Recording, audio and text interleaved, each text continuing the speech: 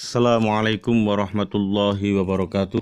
Innal hamdalillah nahmadu wa nastaghfiru wa na'udzu billahi min shururi anfusina wa min sayyiati a'malina may yahdihillahu fala mudhillalah wa may yudlil fala hadiyalah la haula wala quwata illa billah amma ba'd. Yang kami muliakan para alim, para ulama, sesepuh, binesepuh, para kiai, bunyai, Gus, Ning, Ustadz, Ustadzah, semua saja jamaah pengajian ngaji sinau bareng ilmu tasawuf kitab hikam yang dimuliakan oleh Allah Subhanahu wa ta'ala. Patut kita panjatkan rasa syukur kepada Allah Subhanahu wa ta'ala dengan ucapan alhamdulillah summa alhamdulillah. Pada kesempatan kali ini Allah masih memberikan kesehatan bagi kita semuanya, sehatan jasmaniatan wa ruhaniyatan. Semoga saja dengan kesehatan ini kita mampu berkhidmah untuk Allah dan Rasulnya, dan nantinya selalu mendapatkan hidayah dan ma'rifat kepadanya. Salawat dan salam semoga terlimpahkan atas junjungan kita Nabi besar Muhammad sallallahu alaihi wasallam dengan ucapan Allahumma sholli ala Sayyidina Muhammad qad hilati adrikni ya Rasulullah. Jamaah yang dimuliakan oleh Allah Subhanahu wa ta'ala, sebelum kita mulai kajian ini, mari Fatihah bersama-sama kita tujukan kepada musonef kitab, yaitu Imam Ibnu Athaillah Asy-Syakandari, dan sanad-sanad guru kita. Semoga kita dimudahkan untuk memahami yang akan kita pelajari nanti di pasal ke-9 ini. Biniatul Qubul Al-Fatihah. Bismillahirrahmanirrahim.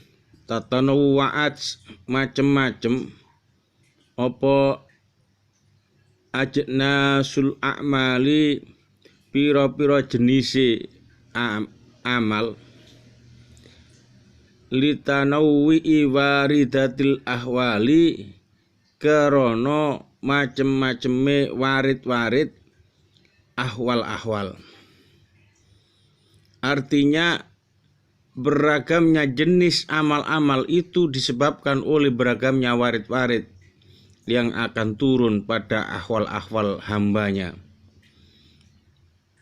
Syarahnya, warid adalah terminologi suluk yang banyak ditemukan dalam Al-Hikam.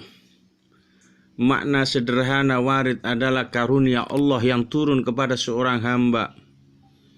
Proses turunnya warid terkait dengan kesiapan gaib. Dalam hal ini adalah kadar ahwal si hamba. Sebagaimana contoh dalam Al-Quran, Allah berfirman, wa ma yulaqqaha ilal ladina sabaru,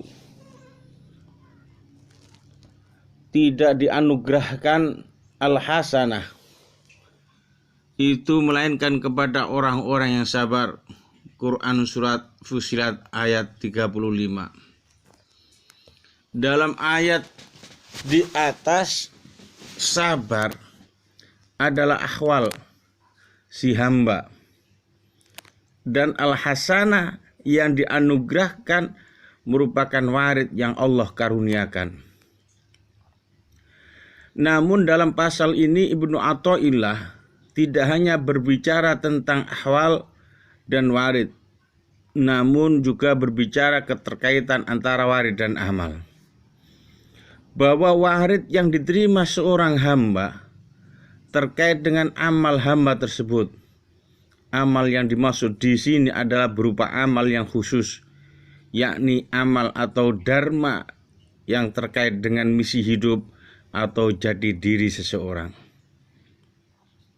Haruslah difahami bahwa jati diri setiap manusia adalah unik dan berbeda. Suatu warid yang Allah karuniakan kepada hamba pasti akan mengungkap jati diri hamba tersebut. Seorang nabi, seorang rasul, seorang wali, seorang mursyid, seorang raja, seorang ilmuwan, masing-masing memiliki amal-amal yang khusus terkait jati dirinya. Misalkan seorang hamba yang jati dirinya sebagai mursyid, maka akan dikaruniai warid berupa pengetahuan atau kemampuan untuk membimbing murid-muridnya. Dalam pandangan tasawuf, hal diartikan sebagai pengalaman rohani dalam proses mencapai hakikat dan ma'rifat. Hal merupakan dzauq atau rasa yang berkaitan dengan hakikat ketuhanan yang melahirkan ma'rifatullah, pengenalan tentang Allah. Tanpa hal tidak ada hakikat dan tidak diperoleh ma'rifat. Ahli ilmu membina ma'rifat melalui dalil ilmiah, tetapi ahli tasawuf berma'rifat melalui pengalaman tentang hakikat. Sebelum memperoleh pengalaman hakikat, ahli kerohanian terlebih dahulu memperoleh kasyaf, yaitu terbukanya kegoiban kepadanya. Ada orang yang mencari kasyaf yang dapat melihat makhluk gaib seperti jin.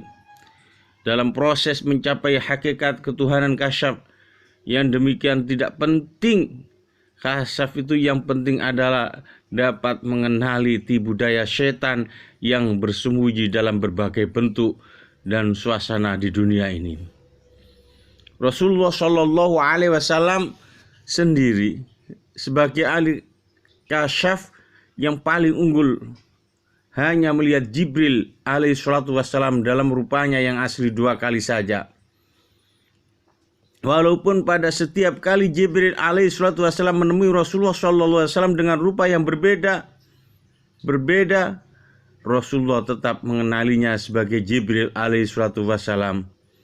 Bila seseorang ahli kerohanian memperoleh kasyaf, maka dia telah bersedia untuk menerima kedatangan hal atau dzauq, yaitu pengalaman kerohanian tentang hakikat ketuhanan.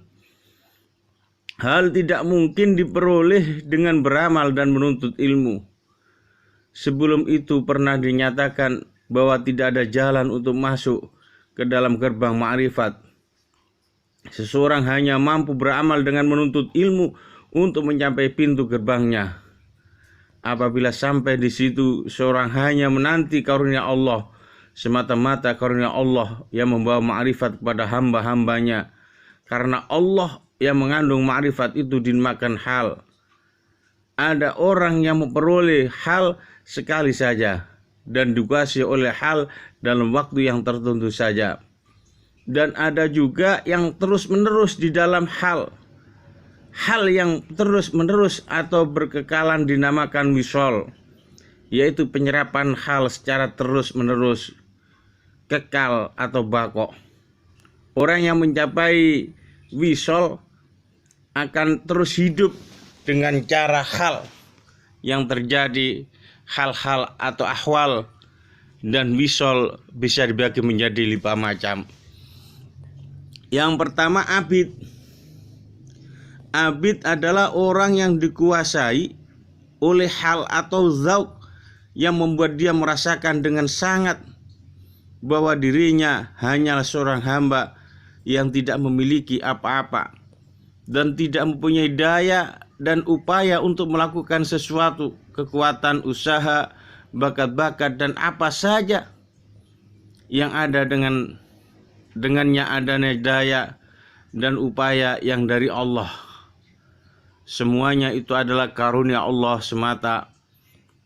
Allah sebagai pemilik yang sebenarnya, apabila dia memberi, maka dia berhak mengambil kembali pada masa yang dia kehendaki. Seorang abid benar-benar bersandar kepada Allah Subhanahu wa Ta'ala. Sekiranya dia melepaskan sandaran itu, dia akan jatuh karena dia benar-benar melihat dirinya kehilangan apa yang datangnya dari Allah Subhanahu wa Ta'ala. Yang kedua, asyikin. Asyikin ialah orang yang memandang sifat keindahan Allah Subhanahu wa Ta'ala. Rupa, bentuk, warna, dan ukuran tidak menjadi soal kepadanya, karena apa saja yang dilihatnya menjadi cermin yang dia melihat keindahan serta keelokan Allah Subhanahu wa taala di dalamnya. Amal atau kelakuan asyikin ialah gemar menurungi alam dan memuji keindahan Allah Subhanahu wa taala pada apa yang disaksikannya. Dia boleh duduk menikmati keindahan alam beberapa jam tanpa merasa jenuh. Kilauan ombak dan titikan hujan memukau pandangan hatinya. Semua yang dilihatnya adalah warna keindahan dan keelokan Allah Subhanahu wa taala. Orang yang menjadi asyikin tidak memperdulikan lagi adab dan peraturan masyarakat. Kesadarannya bukan lagi pada alam ini, dia mempunyai alamnya sendiri yang di dalamnya hanya keindahan Allah Subhanahu wa taala. Yang ketiga, mutakhalliq. Mutakhalliq adalah orang yang mencapai yang hak dan bertukar sifatnya. Hatinya dikuasai oleh suasana qalbi faraid atau qurbi nafawil. Dalam qurbi faraid, mutakhalliq merasakan dirinya adalah alat dan Allah Subhanahu wa taala menjadi pengguna alat. Dia melihat perbuatan atau kelakuan dirinya terjadi tanpa dia merancang dan campur tangan. Bahkan dia tidak mampu mengubah apa yang akan terjadi pada kelakuan dan perbuatannya. Dia menjadi orang yang berpisah daripada dirinya sendiri. Dia melihat dirinya melakukan sesuatu perbuatan seperti dia melihat orang lain yang melakukannya, yang dia tidak berdaya mengawal atau mempengaruhinya. Hal qurbi faraid adalah dia melihat bahwa Allah Subhanahu wa taala melakukan apa yang dia kehendaki.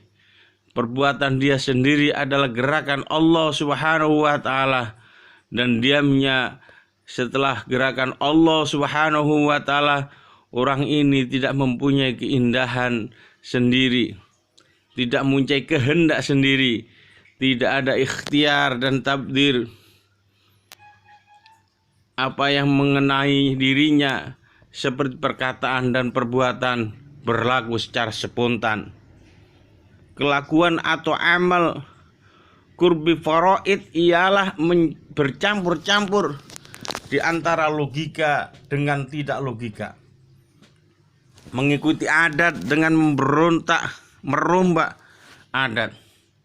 Kelakuan alim dengan jahil dalam banyak perkara. Penjelasan yang boleh diberikan ialah tidak tahu Allah Subhanahu wa ta'ala berbuat apa yang dia kehendaki. Dalam suasana qurbi nafawil pula, mutakhalliq melihat dengan mata hatinya sifat-sifat Allah Subhanahu wa ta'ala, dan dia menjadi pelaku dan pengguna sifat-sifat tersebut, yaitu dia menjadi khalifah dirinya sendiri. Hal qurbi nawafil ialah berbuat dengan izin Allah Subhanahu wa ta'ala, karena Allah Subhanahu wa ta'ala memberikan kepadanya untuk berbuat sesuatu. Contoh qurbi nawafil yaitu kelakuan Nabi Isa alaihi salatu wassalam yang membentuk rupa burung dari tanah liat lalu menyuruh burung itu terbang dengan izin Allah Subhanahu wa ta'ala. Jika juga kelakuan beliau menyeru orang mati supaya bangkit dari kuburnya. Nabi Isa alaihissalam melihat sifat-sifat Allah Subhanahu wa ta'ala yang diizinkan menjadi kemampuan beliau, sebab itu beliau tidak ragu-ragu untuk menggunakan kemampuan tersebut, menjadikan burung dan menghidupkan orang yang mati dengan izin Allah. Yang nomor 4, muwahhid. Muwahhid itu fana dalam zatnya lenyap dan zat mutlak yang menguasainya. Bagi muwahhid, dirinya tidak ada, yang ada hanya Allah Subhanahu wa ta'ala. Orang ini telah putus hubungannya dengan kesadaran basyariah dan sekalian maujud. Kelakuan atau amalnya tidak lagi seperti manusia biasa, karena dia telah terlepas dari sifat-sifat kemanusiaan dan kemakhlukan. Misalkan dia bernama Abdullah, Jika ditanya kepada dinamakan Abdullah, maka dia akan menjawab, Allah tidak ada, yang ada hanyalah Allah. Dia benar-benar telah lenyap dari keabdullahan dan benar-benar dikuasai oleh Allah, keallahan.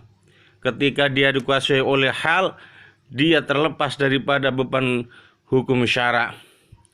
Dia telah fana dari aku, dirinya, dan dikuasai oleh kewujudan aku hakiki. Walaupun bagaimanapun sikap dan lakukannya, dia tetap dalam ridha Allah Subhanahu wa ta'ala. Apabila dia tidak dikuasai oleh hal, kesadarannya kembali dan dia menjadi ahli syariat yang taat. Perlu diketahui bahwa hal tidak boleh dibuat-buat oleh orang yang dikuasai oleh hal, tidak berupa menahannya. Orang-orang sufi bersepakat mengatakan bahwa siapa yang mengatakan ana al-haq sedangkan dia masih sadar tentang dirinya, maka orang tersebut adalah sesat dan kufur. Yang nomor 5, mutahakik. Mutahakik ialah orang yang setelah fana dalam zat turun kembali kepada kesadaran sifat, seperti yang terjadi kepada nabi-nabi dan wali-wali demi melaksanakan amanat sebagai khalifah Allah di muka bumi dan kehidupan dunia yang wajib diurusi. Dalam keadaan sadar zat, seorang tidak keluar dari khalwatnya dengan Allah Subhanahu wa ta'ala dan tidak peduli tentang keruntuhan rumah tangga, kehancuran dunia seluruhnya. Sebab itu orang yang demikian tidak boleh dijadikan pemimpin. Dia mesti turun kepada kesadaran sifat, barulah dia boleh memimpin orang lain. Orang yang telah mengalami kefanaan dalam zat kemudian disadarkan dengan sifat-sifat adalah benar-benar pemimpin yang dilantik oleh Allah Subhanahu wa ta'ala menjadi khalifahnya untuk memakmurkan makhluk Allah Subhanahu wa ta'ala dan memimpin umat manusia menuju jalan Allah, diridhai Allah Subhanahu wa ta'ala. Orang ini yang menjadi ahli ma'rifat yang sejati, ahli ma'rifat yang sejati, ahli torekot yang sejati, ahli syariat yang sejati, berkumpul padanya dalam satu kesatuan yang dijadikannya insan rabbani. Insan rabbani peringkat tertinggi ialah para nabi-nabi dan Allah karuniakan kepada mereka maksum.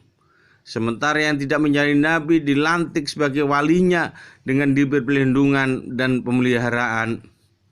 Kurang lebihnya mohon maaf. Wallahul muwaffiq ila thariq. Ilahi anta maqsudi warzuqa matlubi atini mahabbataka wa ma'rifatak.